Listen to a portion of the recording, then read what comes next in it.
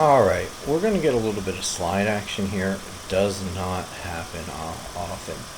And what we're going to do here is we're going to look at really um,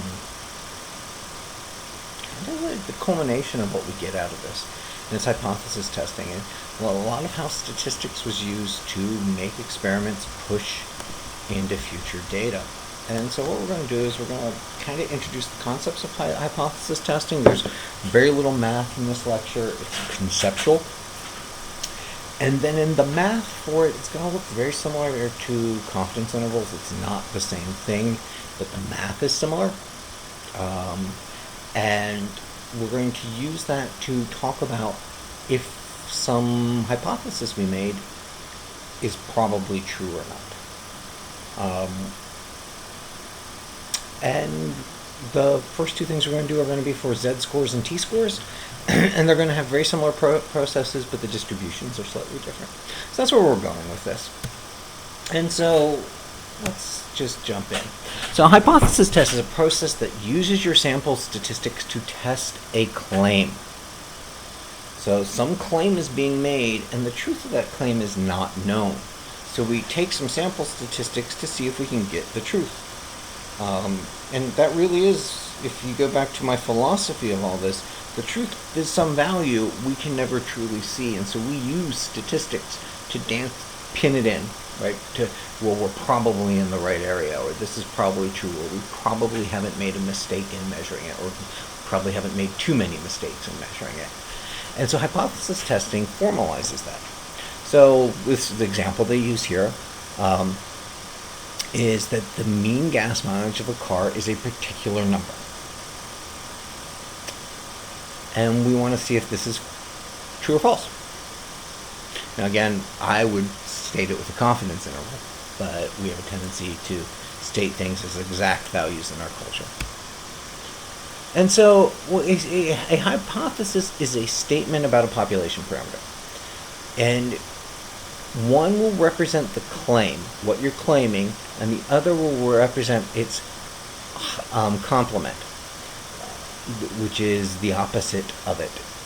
And this will make sure that we cover all of the sample space. When one of them is true, the other one must be false, because the whole sample space is covered. If you have the claim and its complement, you've got one or the other. Now, one's going to be called the null hypothesis, and one's going to be called the alternative hypothesis. They have nothing to do with whatever the original claim was, though Fisher, who first started developing this process, advocated that your claim would always be the alternative hypothesis, and the null hypothesis should be the way things are. And that's why it was called the null, that nothing would change. Null is nothing. Though we've come to use it in both ways, where the null has some specific parts to it. All right, and so a null hypothesis has equality in it. There's some equal sign, and by having the equal sign in it, we set a boundary in the statistical space that we can measure against. And we denote the null hypothesis with this H naught. And the H naught means null. And like I said, the null is not. And we're going to talk about the alternative hypothesis as H sub A for alternative. Sometimes you'll see me just write H and H naught. That's how I've read it. The book says H sub 0. I don't think I've ever seen anyone say H sub 0, but a lot of people H sub naught, H naught. Yeah, mathematicians are weird with our language. The alternative hypothesis, since it isn't having the equality, well, this, if I am less than or equal to something, the complement of that is everything greater. And if I'm equal to something, the complement to that is not equal.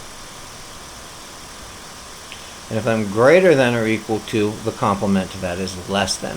And so these are pairs in order. If this is my alternative, or my null hypothesis, this must be my alternative. because that's the complement of those. And so we write them like this. There are three possibilities. These are the only three possibilities we get, and they're a pair. We have the null hypothesis, which has the equality symbol in it, and its paired alternative. Now, what we do when we go to test this is we assume the equality. That's what lets this happen. And so we'll make two claims and we'll go, what's the chance that this is exactly equal to this? And that defines the boundary for all of these. And so we do the test with the assumption that the statistic that we're measuring, the population parameter that we're measuring, is equal to whatever this value is. And that will tell us about our test against the null hypothesis. And so we're really setting up a scheme where we have a probability space that's completely filled. And I'm going to do what I said I wasn't going to do. I am going to do a little bit of a drawing here for what this means. What we're going to find is when we test this probability that they're going to be normalized. There's a way that things can fall across a normal here. And so if the value I'm testing is going to be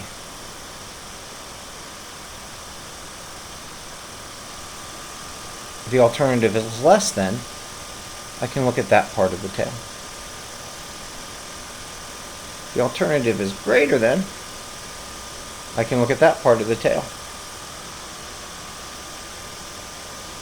And if my alternative is not equal, I get two tails, right? And so we can kind of see this points to our tails, and this cuts a hole in the middle. And this is what we're doing, is we're setting up this test so we can see where the value lies on a distribution. And that distribution, we're going to use the symmetry of a normal curve. So if we look at the space we're going to be dealing with, this is why complements matter, because we can see these things as a space and its complement. Okay? Because this space over here is the complement of this space over here. This space over here is the complement of this. And that's why these complementary claims come into play. And then when we look at the boundaries that we set up in it. So let's look here. Whoops, keep pulling that one up. Sorry about that. So a null hypothesis contains the equality statements, and the alternative is its opposite. Here are the statements of the claims that we possibly have. Well, here's kind of what we see in the claim we make. If the claim says greater than or equal to, at least, because at least has an equality in it, not less than, not shorter than, less than or equal to, at most, these are all statements that define the null hypothesis. Less than doesn't have the equal in it. Notice the difference between at least and more than. More than, you're not equal to k, where at least k, you're k or more. In fact, this is probably the wording you would see a lot with that. And so these are the words that you have to look for when you're taking hypotheses. And I guess this is the weird part of it is we're taking words and we're turning them into a mathematical test. So a school publicizes that the proportion of its students who are involved in at least one extracurricular activity is 61%. We write that as an equality, because is an equal sign. So P equals 0.61. And that's the claim. Now, claim isn't always the null hypothesis, but in this case it is. And so the alternative would be the not equal.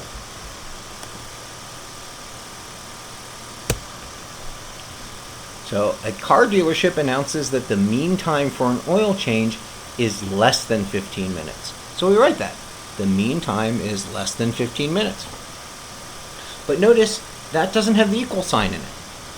So that's the claim, and in this case the claim is the alternative. But because the null is the complementary space, it gets the greater than equal to.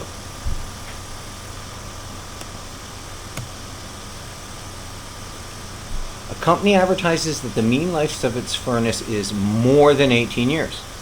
So that's a greater than. Again, there's no equality in this. It's just a greater than. And so the null hypothesis becomes the complement. Notice the complement switches the direction of the inequality and adds the equal sign if you're going from the alternative to the null. If you're going from the null to the alternative, you switch the inequality and get rid of the equal sign. And what these look like in number line spaces is when you have an equal sign, like the first statement, you're saying that the null hypothesis is that point, and not equal is every other point. And I hope you can start seeing why we think there's two tails here. And if you are having a null hypothesis that is saying you're greater than or equal to something, then in the alternative is less than, and you have the point is included with the null, and the null covers everything in this space. And so these are how our probabilities and sample spaces look. This is the part that makes hypothesis testing odd. No matter which one you do, we assume that it's equal. This is what we're going to do now. We're going to assume that it's equal. And we can do two things. We can reject the null, or we can fail to reject the null. Now notice the word choice here. Fail to reject the null doesn't say that the null is true. It's just saying that there is not enough evidence to reject the null. And reject the null, we say there's enough evidence to support the alternative. Nowhere here will we state with clarity, or not clarity, with a certainty of 100%. Statistics do not give you 100% certainty. Really, philosophically, nothing in reality does. And statistics has a way of measuring it. So when we do the test that we're going to do out of that, we're either going to reject the null or fail to reject the null. And it's all based on assuming that the equal part is true. But, and this is the kicker, we could be wrong. And so we have to take into account being right or wrong. And so what we have are called type 1 and type 2 errors. And so we kind of look at it as we make this decision based off of our test. And this is the reality that we can't see. Right? We've taken some statistic, we use the test, and we're gonna fail to reject the null hypothesis. In reality, the null hypothesis is either true or false. But we can't see this. We can only measure it and take our statistics for it. So if the null hypothesis is true and we fail to reject the null, that's the correct decision. If the null hypothesis is true and we reject the null, that's called a type 1 error. This occurs if the null hypothesis is rejected when it's true. And then in a type 2 error is we fail to reject the null, but the null was false. We should have rejected it. And if we reject the null and the null hypothesis is false, that is the correct decision. That's everything that's right.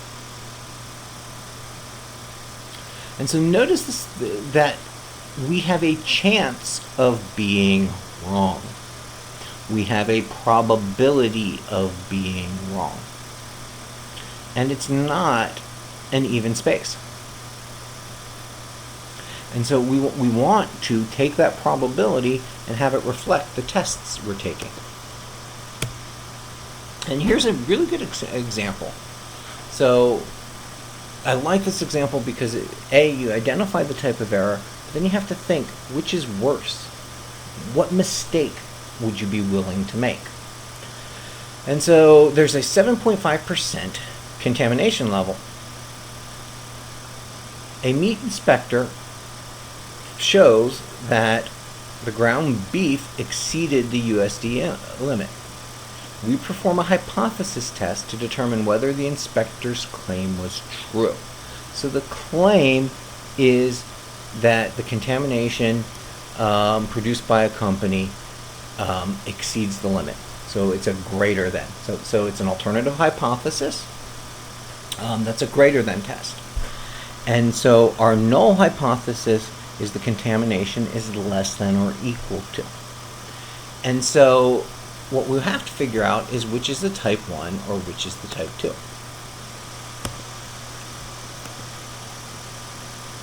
And what we do is the claim greater than, the null less than or equal to. And so now we have what the inspector's claiming. The inspector's claiming this meat is bad. You eat it, you may get sick.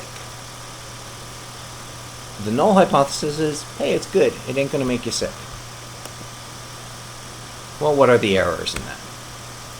So a type 1 error is rejecting the null when it is true. And so what that's going to say is the actual proportion of the ground beef that is contaminated is less than 7%, but we rejected the null. And so we're saying the evidence supports the claim that the meat is bad. That's a type 1 error. The type 2 error is we fail to reject the null and it's false. And so the ground beef is less than, sorry, this is a mistake on the slide, is more. Let me fix that. The slide's been wrong. More than 7.5. But we fail to reject the null. And so the type 2 error means that we say, hey, beef isn't contaminated, but it actually is. And so there's a severity in here. With a type 1 error, you might create a health scare, or you make a recall, which is costly. It has an economic impact. With a type 2 error, you could send out bad meat that could kill people. So recognizing your type 1 and type 2 errors and how you use them in your decision making represents the risk. There is a risk in making a decision. Every decision you could be right or wrong. And what we want to do is make our decisions with a confidence level that takes into respect the risk. And that's what hypothesis testing does. The risk of being right or wrong on the claim you make has to be taken into it. I took grad level courses in statistics, and we did a lot of examinations of type 1 and type 2 errors. And the technique I'm going to show you here is most commonly used, but the underlying idea is, sometimes we have to use a different classifier for errors because the risk is different. And so we have to be aware of this when we look at these hypothesis tests of the risk. And so what we want to do is we want to say the type 1 error, how many of them can I make? What's the maximum level of type 1 errors I can make? Right? And we denote that by an alpha. You can talk about the type 2 error as beta. And for me, in the meat scenario, I would have done a beta test on this because I want to minimize the amount of error that would make people sick. Right? But generally, most testing is done with alphas.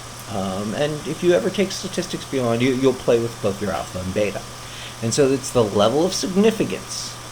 It's very similar to a confidence level. It's how significant our tests and our test results are going to be and how well we can state our claim. And so what we do is we find the test statistic we're measuring, and we take some standardized test. And it's going to be the Z, the T, or the chi-squared. Those tests and tables we're going to be using before. And we're going to take a test statistic, and we're going to tell us about the null hypothesis. And so what we tend to do is if we're measuring a mean, the test statistic is the mean of the sample. And if we know the standard deviation, we use a Z-score. If we don't know the standard deviation of the population, we use a t-score.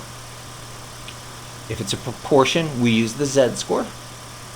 And if we're testing the standard deviation, we use chi-squared. And so it's going to look a lot like confidence level.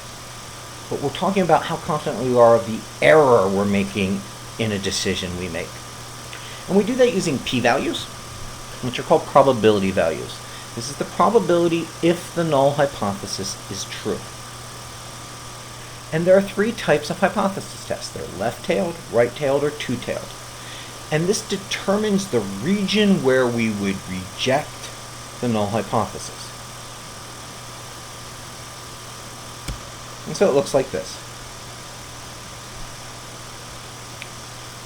Notice where the alternative hypothesis test contains the less than inequality symbol in the alternative. It points to the left. So we do a left-tailed test. And the p-value is the probability area of this part of the standard of our standard score. If our alternative has a greater than sign, it points to the right, and it's a right-tailed test, and the p-value is the probability of the right tail. If it's a not equal, it cuts a hole down the middle, and we get a two-tailed test. And our p-value is twice this area, right? Because this is 1/2 p. Because you've got two tails, you have to add them together. But usually we calculate one tail at a time. All right, so here we're going to look at the tests that we talked about before and just look at the tailing that we get on them. Since this is an equal, we would get a two-tailed test. And continue looking at the examples from before. The car dealership saying the oil change is less than 15 minutes. Well, that's the alternative. Less than points to the left. So this is a left-tailed test. Remember, we're going back to the examples before. And then this is saying more with no equality, so it points to the right, and this gives a right-tailed test. And so our p-values determine the area here. And so what we do is, if the p-value we calculate is less than or equal to our significance level. So we go through and we use our t-values, our chi-squared values, or our z values. We get that probability of that curve. If the p-value is less than or equal to that significance level we have, we reject the null hypothesis. If the p-value is greater than it, then we fail to reject the null hypothesis. And that's the nature of the game that we're having. And so I'm going to show you right here with these claims. Now, I'll show you here with this. This is the process we're going to use. Now we're going to do this for t and z scores. And then we'll do chi-squared later. You state the claim mathematically and verbally, and you state the null and the alternative hypothesis. That's whatever you have to do. You have some reality, you have some claim you want to make, you state it in this format. Then you specify the level of significance. Are you doing it with 10% type 1 error? Or 5% type 1 error, 0.05. And then you determine the tail based off of the direction of the inequality in the alternative. Then we're going to use the methods we used to calculate before to calculate our test statistic. And we find the p-value. Is the p-value less than or equal to your level of significance? If it's yes, you reject the null. If it's not, you fail to reject the null. And then we have to interpret that claim. And what we want to do is, when we fail to reject the null, we say there's not enough evidence to reject the null hypothesis. When we do reject the null, we say there is enough evidence to reject the null. Now, depending on what our claim is, that actually says something about our claim. So, I want to go down here.